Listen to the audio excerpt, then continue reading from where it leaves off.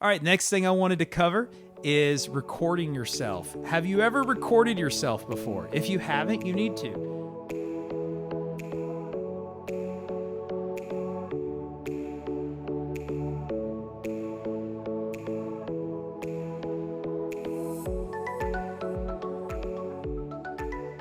Have you ever recorded yourself before? If you haven't, you need to. I am a self-taught musician. I did do marching band in high school. I played xylophone and percussion, but for the most part, I am self-taught on guitar, piano, drums, and voice. The key thing I used was recording. I would record myself. I would identify the things that I wanted to fix, and then I would fix them. And I'm going to let you know, the first time I recorded my voice, it did not sound so good. And I'm sure some of you have the same opinion on your own voice. And you're wondering, why does my voice sound so bad on tape? And I've got the answer. I've got the answer you're looking for. The reason your voice sounds so bad on tape, here it is. Your voice doesn't sound bad on tape. There, I just said it. Your voice does not sound bad on tape. Okay, I'm going to say it again. Your voice does not sound bad on tape. Your voice sounds different on tape. And the reason being, we're disappointed because we're expecting one thing, but then we get something else. You see, you can't actually physically hear what your voice actually truly sounds like with your own ears.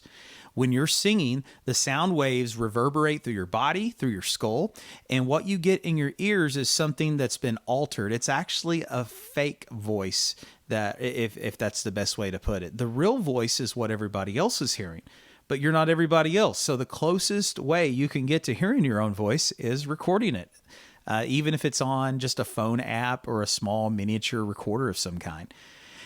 So here's a good illustration that may help you out to understand that your voice is not bad. It's just not what you're expecting.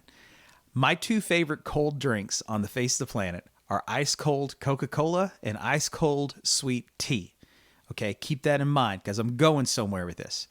My wife is left-handed and I am right-handed. So when we get invited to dinner parties or we go out and we're sitting side by side, if she is on my right and I am on her left, there's a whole lot of elbow bumping and stuff like that going on.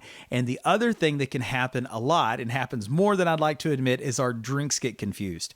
And if I'm drinking Coke and she's drinking iced tea and I grab the tea by mistake, even though I love iced tea, there is a brief moment I do not love iced tea because I'm expecting Coke and it shocks my system. And that's exactly what happens when we record ourselves, we listen to it. There is a system shock because we're expecting the Coke and we're getting the tea, if that makes sense. So let me give you some things that will help you with this. First of all, understand that going into it. What you're fixing to hear on tape is not what you think you're going to hear. It's not worse, it's different. Okay. Secondly, appreciate it for what it is, not what it isn't. There are some things we will never be able to change about our voice. My voice has a certain timbre, a sonic quality. I can manipulate that a little bit, but at the end of the day, it's me.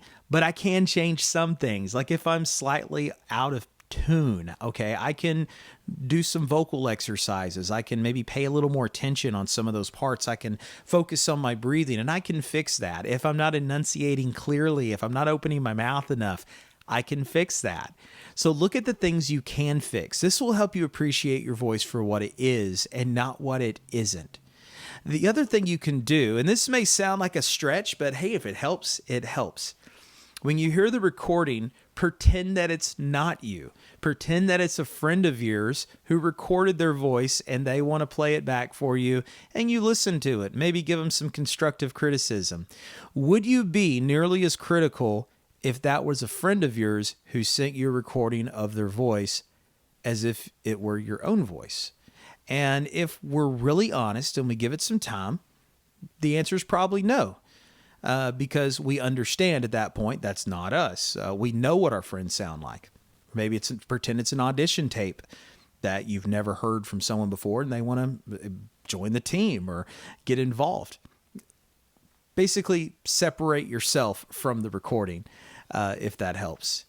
And the other thing is just do it enough. Record yourself enough. It gets better the more you do it. Like everything, like anything you learn in life and in music, the more you do it, the more natural it becomes.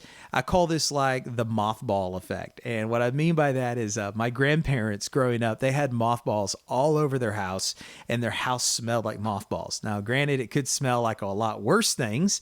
And one good thing about mothballs is they cover up odors, but they also leave an odor of their own. But I would notice once I was there for 5 minutes, I would adapt and I didn't notice it anymore. If you've never experienced that, maybe you've bought a scented candle that smells really great. You put it in the house, and after about 5 to 10 minutes, you don't notice it quite as much until you leave the house and then come back in, and then you notice it. The more you listen to yourself on tape, the more you're going to get used to it, and the more comfortable you will be hearing yourself. And again, fix the things that you can fix and accept your voice for what it is, not what it isn't. When we record, a lot of times maybe we have a singer in our mind and we're trying to sound just like that singer, and then we hear ourselves again and it's not what we wanted. Imagine, if you will, you really wanted a bag of diamonds and then someone gave you a bar of gold. At that point, would you look at the bar of gold and say, you know what, I'm disappointed. That's not diamond, so I'm going to take this gold and throw it away. That sounds ridiculous. But we do it with our voice all the time. We're wanting diamonds or rubies, but God gave you gold. So the good thing about gold is gold can be shaped. Gold can be purified. You can purify the gold and get even more impurities out. You can mold the gold. So ask the question, what can I do with the gold that God gave me? It doesn't sound like this worship leader. It doesn't sound like that singer. It sounds like me. Accept it for what it is. God gave you gold. Now, what are you going to do with that gold? I hope that helps y'all out a lot.